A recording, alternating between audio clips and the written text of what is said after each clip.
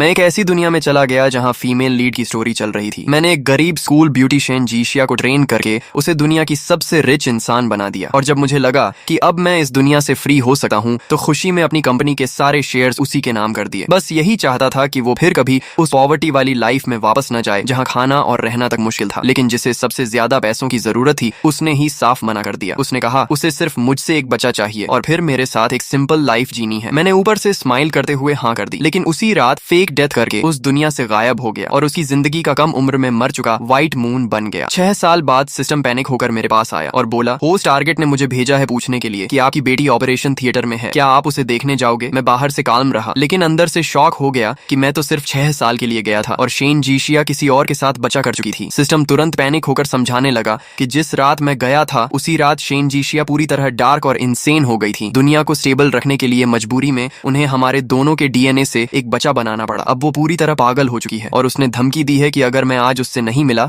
तो वो मेरी बेटी का ऑक्सीजन हटा देगी। ये सुनते ही मैं तुरंत उस दुनिया में वापस गया और सिस्टम ने मुझे सीधे हॉस्पिटल के रूम में भेज दिया जहाँ एक छोटी सी लड़की बेड पर बैठी थी। मुझे अचानक सामने देखकर उसके चेहरे पर बस हल्की सी सरप्राइज आई। फिर उसने बड़े एटीट्यूड से पॉकेट में हाथ डालकर मुझे एक बैंक कार्ड दिया और बोली ये लो 1 करोड़, यहीं रुक जाओ और मेरे पापा बन जाओ। उसकी पर्सनैलिटी बिल्कुल शेन जीशिया जैसी थी। सिस्टम ने बताया कि ये बच्ची हमारे डीएनए से बनी है। इसका नाम लिन नायर है और ये 6 साल की है। मैं पूरी तरह शॉक्ड रह गया और पूछा क्या तुम मुझे जानती हो। नायर मुझे सीधा स्टेयर करते हुए बोली आप मेरे पापा हो। मैंने आपको उस औरत के सेफ वाले एल्बम में देखा है। ये सुनकर मैं और ज्यादा शॉक्ड हो गया क्योंकि वो अपनी माँ को माँ तक नहीं बुला रही थी। तभी सिस्टम ने बताया कि शेन जीशिया और बच्ची का रिलेशनशिप बहुत कोल्ड है। बच्ची 1 हफ्ते से हॉस्पिटल में है लेकिन वो एक बार भी उसे देखने नहीं आई। ये सुनकर मेरे मन में गुस्सा आ गया कि आखिर शेन जीशिया इतनी इर्रेस्पॉन्सिबल कैसे हो सकती है। तभी नायर ने मासूमियत से पूछा तो क्या आप मेरे पापा बनकर यहीं रहोगे। मैं एक पल के लिए चुप हो गया क्योंकि मुझे शेन जीशिया का डेंजरस नेचर अच्छी तरह पता था। जब मुझे कभी किडनैप किया गया था और मैं सिर्फ 2.5 घंटे के लिए उससे दूर हुआ था तब उसने पूरी सिटी उलट दी थी और किडनैपर्स का बहुत बुरा हाल कर दिया था। उसका प्यार उतना ही डार्क और डेंजरस था जितनी वो खुद थी। वो मेरे लिए अपनी जान तक देने को रेडी थी और सिस्टम को मजबूर कर दिया था कि उसे हमारा बचा दे। लेकिन अब मैं उसे पूरे 6 साल छोड़कर चला गया था। अगर मैं यहाँ रुका तो मेरा सामना उससे जरूर होता और मैं सोच भी नहीं सकता था कि वो पागल औरत अब क्या कर सकती है। मेरी साइलेंस देकर नायर डर गई और बोली क्या आपको पैसे कम लग रहे हैं। अगर 1 करोड़ कम है तो 10 करोड़ दे दूंगी। मैं आपको लोन पेपर भी लिखकर दे दूंगी और जब बड़ी हो जाऊंगी तो सब वापस कर दूंगी। ये कहते हुए उसने तुरंत पेपर निकाला और उस पर कई जीरो लिख दिए। लेकिन तभी एक मेड अंदर आई। उसने पेपर छीन कर फाड़ दिया और गुस्से में बोली मैडम आप समझ क्यों नहीं रही। ये 9999 आदमी है जो प्लास्टिक सर्जरी करके आपके पापा बनकर आपको चीट करने आया है। ये कहते हुए वो मेरी तरफ बढ़ी और मेरे बाल पकड़ने लगी। लेकिन नायर दर्द की परवाह किए बिना तुरंत बेड से उतरकर मेरे सामने खड़ी हो गई और चिल्लाकर बोली तुमने इन्हें छूने की हिम्मत कैसे की। क्या तुम्हें लगता है कि मैं अपने रियल पापा को नहीं पहचान सकती। मेड ने कहा लेकिन मैडम आपके पापा को मरे हुए 6 साल हो चुके हैं, वो कैसे हो सकते हैं। नायर गुस्से में चिल्लाई शट अप, मेरे पापा मरे नहीं हैं। उस औरत ने खुद कहा था कि मेरे पापा एक सिस्टम यूजर हैं और उन्हें मेरी जिंदगी का जल्दी मर जाने वाला व्हाइट मून बनना था, इसीलिए उन्होंने फेक डेथ की थी। उसकी बात सुनकर मैं अंदर से हिल गया क्योंकि शेन जीशिया को मेरे सिस्टम यूजर होने का सच पता था लेकिन मैंने कभी उसे पूरी कहानी नहीं बताई थी। फिर भी उसे सब कैसे पता चला। नायर गुस्से में मेड को घूरते हुए मुझे प्रोटेक्ट करने लगी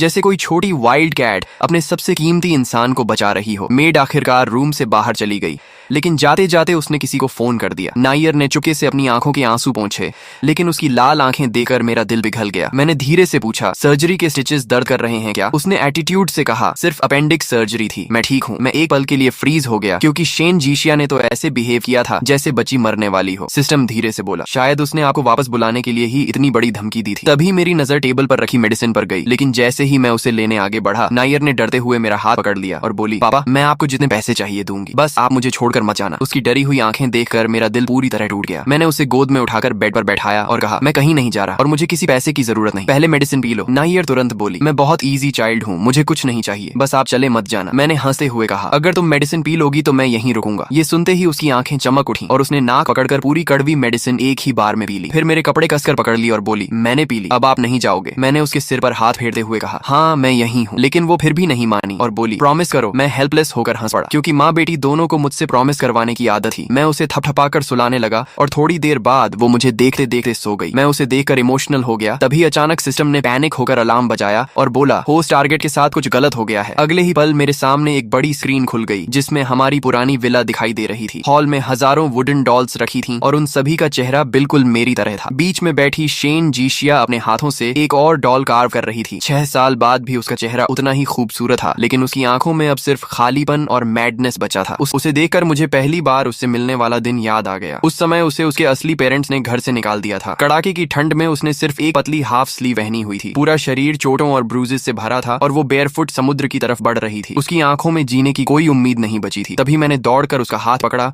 और पूरी ताकत से उसे समुद्र से बाहर खींच लिया। वो लगातार छूटने की कोशिश कर रही थी, लेकिन मैंने उसे जाने नहीं दिया और जबरदस्ती अपनी जैकेट उसके ऊपर डाल दी। उसने सस्पिशियस नजरों से मुझे घूरते हुए भारी आवाज में पूछा, तुमने मुझे क्यों बचाया? तब मैंने कैजुअली जवाब दिया, क्योंकि मैं फ्यूचर देख सकता हूँ और मुझे पता है कि तुम आगे चलकर बहुत पावरफुल इंसान बनने वाली हो, ऐसी इंसान जो पूरी दुनिया को हिला देगी। मैं झूठ भी नहीं बोल रहा था, क्योंकि कहानी में शेन जीशिया असली फाइनल विलन थी। बस उसे अपनी जिंदगी का सबसे मुश्किल समय पार करना था और फिर वो फीमेल लीड से भी ज्यादा ताकतवर बन जाती। शेन जीशिया किसी पर आसानी से भरोसा नहीं करती थी, लेकिन न जाने क्यों उसने मेरी हर बात पर यकीन कर लिया। फिर मैंने 3 साल तक उसे ट्रेन किया और धीरे धीरे वो लोगों की नजर में ऐसी रूथलेस वुमन बन गई जो पावर और मनी के लिए कुछ भी कर सकती थी। लेकिन उसी दौरान मैं उसकी जिंदगी की सबसे बड़ी वीकनेस भी बन गया। मैं अचानक रियलिटी में वापस आया तो देखा शेन जीशिया ने कार्विंग नाइफ उठाकर बिना हेजिटेशन अपनी उंगली काट दी और खून से वुडन डॉल के होंठों पर आखिरी निशान बना दिया। फिर वो हल्का सा मुस्कुराई और बोली, मेरा लिंक्डइन सच में बहुत हैंडसम है, लेकिन अफसोस आखिर में ये भी वो नहीं है। उसका ये कहना था कि मेरे पूरे शरीर में सिहरन दौड़ गई। मैंने उसकी नजरों का पीछा किया और अगले ही पल मेरी रूह तक कांप गई, क्योंकि कमरे के हर कोने में रखी वुडन डॉल्स बिल्कुल मेरी तरह दिख रही थी। हर डॉल इतनी रियल लग रही थी जैसे मैं खुद वहां खड़ा हूँ। साफ पता चल रहा था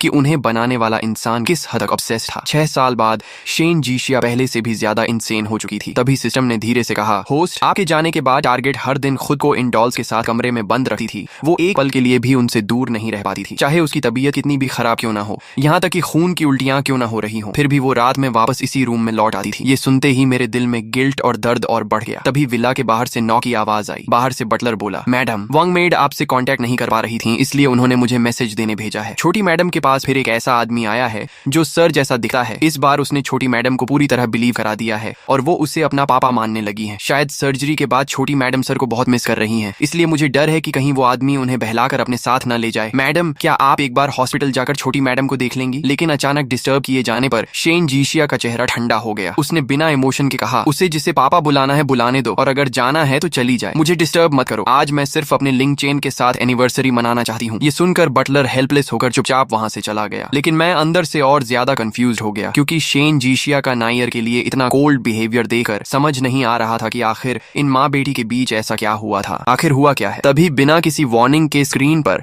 अचानक फ्रेश ब्लड फैल गया। शेन जीशिया ने बिना एक पल रुके अपनी कलाई ब्लेड से काट दी और एक्सप्रेशनलेस चेहरा लेकर बहते हुए खून को वुडन डॉल पर गिराने लगी। मेरी आंखें शॉक से फैल गईं। मैं चिल्लाया, ये क्या कर रही है? क्या इसे अपनी जान की भी परवाह नहीं? सिस्टम ने धीरे से बताया, ये एक रिचुअल है। कहा जाता है कि अगर शादी की एनिवर्सरी वाले दिन कोई अपना खून डॉल पर गिराए तो उसके लवर की सोल उस डॉल में वापस आ सकती है। शायद वो तुम्हें इसी तरह वापस आया कि क्या तरीका है। तभी वॉल पर टंगी हमारी पुरानी फोटो अचानक गिरकर टेबल से टकराई और पास रखा मेडिकल बॉक्स उछलकर सीधा शेन जीशिया के पैरों के पास जा गिरा। वो वही मेडिकल बॉक्स था जो मैंने बहुत पहले उसके लिए बनाया था, क्योंकि वो हमेशा खुद को हर्ट कर लेती थी, इसलिए मैं उसकी सारी मेडिसिन और बैंडेजेस उसमें रखता था। शेन जीशिया ने जैसे ही मेडिकल बॉक्स देखा, वो एक पल के लिए फ्रीज हो गई। फिर उसकी पागलों जैसी आंखें उस डॉल पर टिक गईं और वो धीमी आवाज में बोली, लिंग चेन, क्या सच में तुम वापस आ गए हो? लेकिन रूम में कोई जवाब नहीं आया। कुछ सेकंड्स बाद वो खुद ही टूटकर हंस पड़ी और बोली, मैं सच में पागल हो चुकी हूँ। मुझे सच में लगा तुम इस डॉल में वापस आ जाओगे। तभी सिस्टम ने अचानक खुश होकर कहा, होस्ट, अच्छा हुआ रिचुअल का टाइम खत्म हो चुका है, वरना ये औरत सच में अपना सारा खून बहा देती। मैंने राहत की सांस ली जब शेन जीशिया ने आखिरकार ब्लेड फेंक दिया और नीचे बैठकर मेडिकल बॉक्स से बैंडेज निकालकर अपनी कलाई बांधने लगी। लेकिन उसका पीला चेहरा देखकर मेरे अंदर गिल्ट और दर्द दोनों बढ़ गए। क्या मेरे जाने के बाद वो हर साल खुद को ऐसे ही हर्ट करती रही थी? सिस्टम ने धीरे से कहा, पहले भी करती थी, लेकिन आज जितना डीप कट उसने पहले कभी नहीं लगाया। शायद कुछ देर पहले वो सच में तुम्हारे लिए मरने को रेडी हो गई थी। मैं पूरी तरह साइलेंट हो गया। गिल्ट मेरे अंदर और बढ़ता जा रहा था। थोड़ी देर बाद स्क्रीन गायब हो गई और मेरी नजर फिर हॉस्पिटल रूम में सो रही नायर पर पड़ी। वो बेड पर छोटी सी बॉडी सिकोड़कर सो रही थी और पहली बार मुझे महसूस हुआ कि ये सच में मेरी और शेन जीशिया की बेटी है। उसका चेहरा भी काफी हद तक मुझसे मिलता था। मैं उसे देखते हुए हल्का सा मुस्कुरा दिया। शाम होने लगी तभी नायर अचानक डरकर उठ बैठी। उसका चेहरा पूरी तरह सफेद था और माथे पर पसीना था। मैंने उसके माथे का पसीना साफ करते हुए पूछा, क्या तुमने कोई नाइटमेयर देखा? मुझे देखते ही उसकी आंखें लाल हो गईं और वो कांपती आवाज में बोली, पापा, सच में आप ही हो ना? आप वापस आ गए और इस बार मुझे छोड़कर नहीं गए। मैंने अभी सपना देखा कि वो क्रेजी वुमन उन सभी लोगों को मार रही थी